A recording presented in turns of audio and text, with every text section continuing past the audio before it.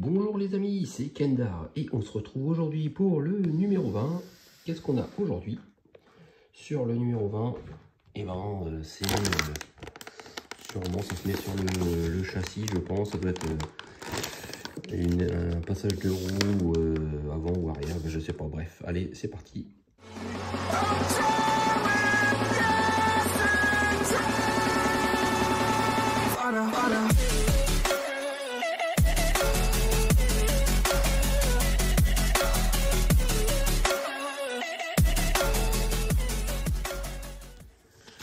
Alors, qu'est-ce qu'on a cette semaine? Passage de roue avant gauche. Voilà, c'est bien ce qui me semblait que c'est un passage de roue. On a aussi le réservoir de fluide et un bouchon de réservoir. Ok. Alors. Donc, il faut déjà récupérer le châssis qu'on avait fait dernièrement. Voilà, et ça va se mettre ici. Donc ça, c'est une pièce en métal, hein, c'est pas du plastique. Et voilà, ça se met comme ça, deux languettes là, une platine là, et en fait ça se pose comme ça, voilà, directement.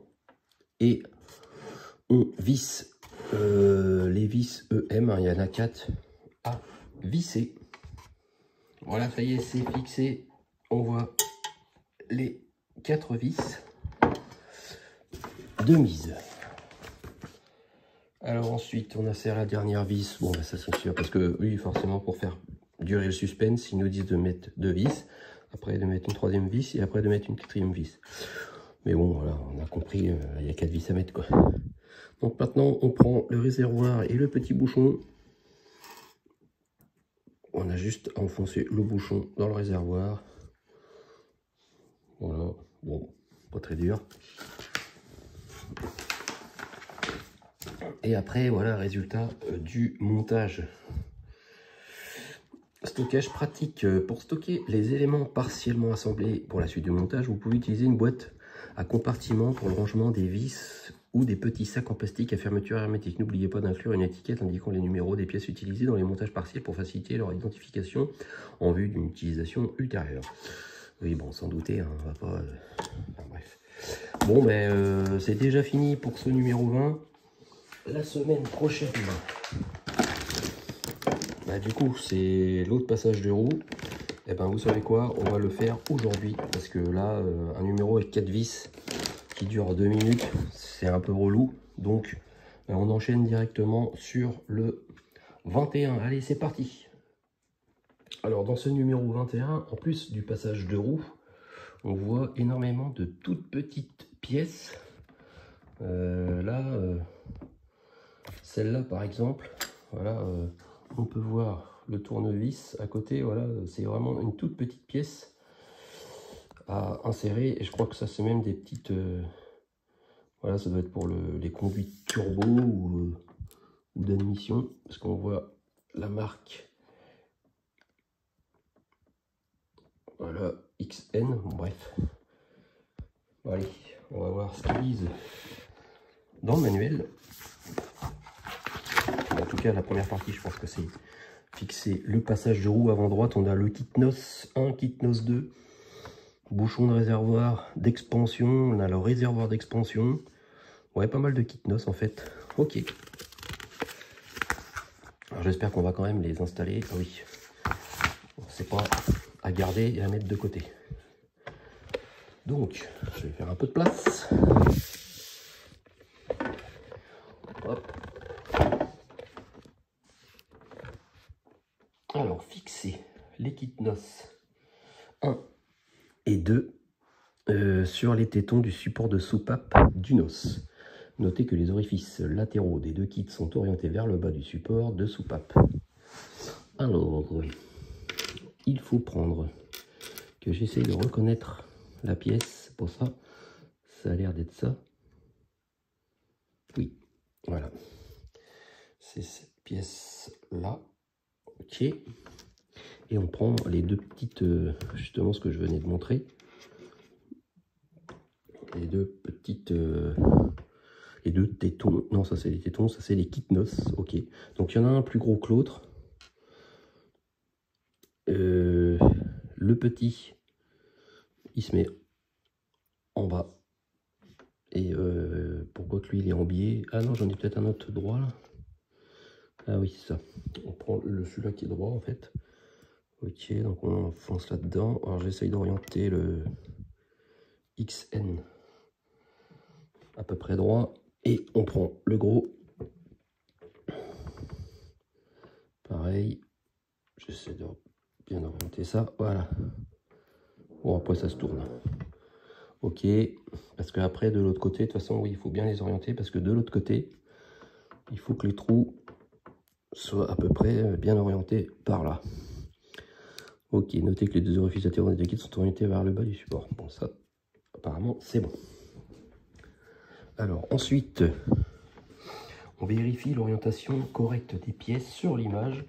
On insère les deux languettes du tuyau de raccordement dans les orifices latéraux. Donc, on prend cette pièce-là. C'est vraiment tout petit. Hein. On tourne ça comme ça.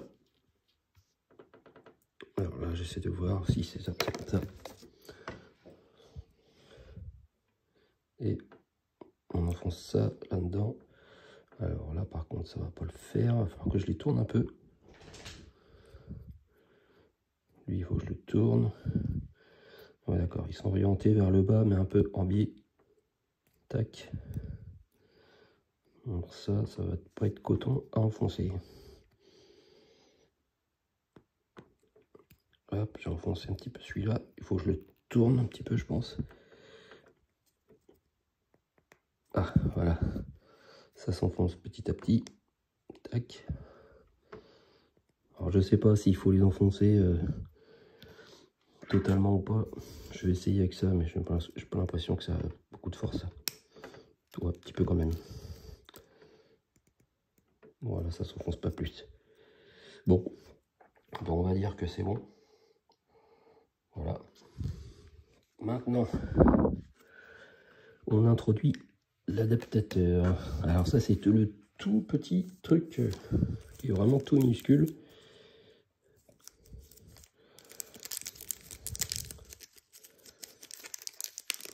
Allez.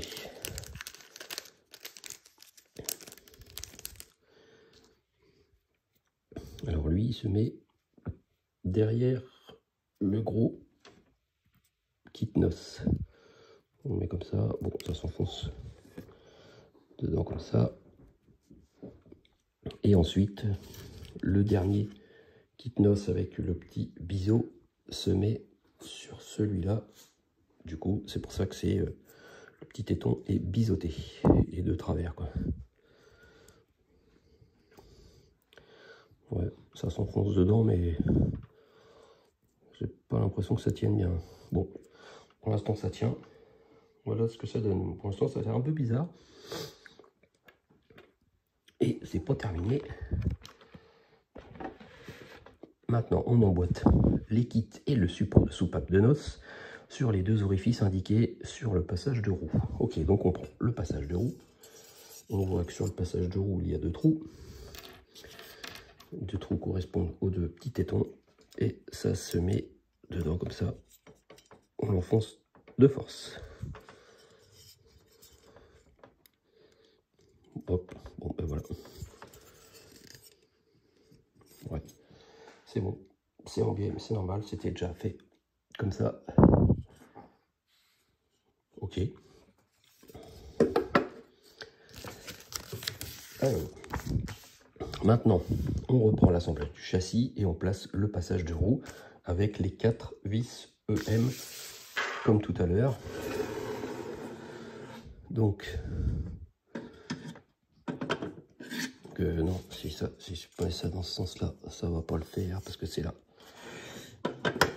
Voilà, ça vient comme ça. Comme ça. Et on met les 4 vis EM.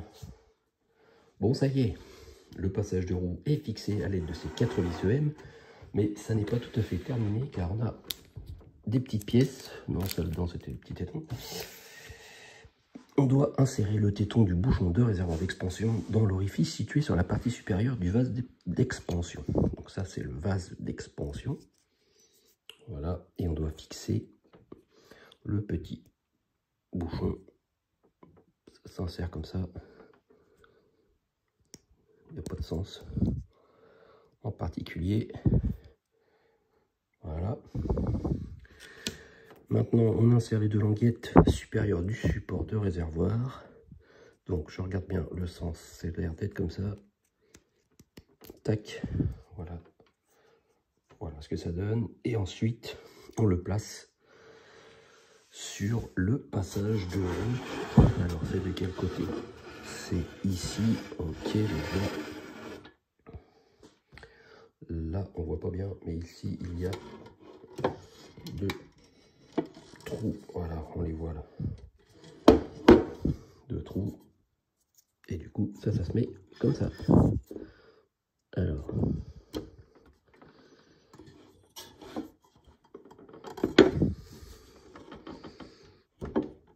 Et voilà. Et c'est tout pour aujourd'hui. Résultat du montage. Voilà, ça y est. Bon, bah, c'est quand même un peu plus de montage que juste faire que le numéro 20. Donc là, au moins, il y a une vidéo un peu plus conséquente. Bon, ben voilà, c'est fini pour aujourd'hui. Et du coup, la semaine prochaine, ça va être bien, ça va changer un petit peu. Même si je pense qu'il ne va pas y avoir grand montage. Et ça y est, on arrive sur la banquette. Banquette arrière sûrement, avec surtout une partie qui va se fixer à l'arrière, je pense. Bon ben voilà, merci de m'avoir suivi les amis, et on se retrouve la semaine prochaine pour la suite du montage avec le numéro 22. Salut, salut.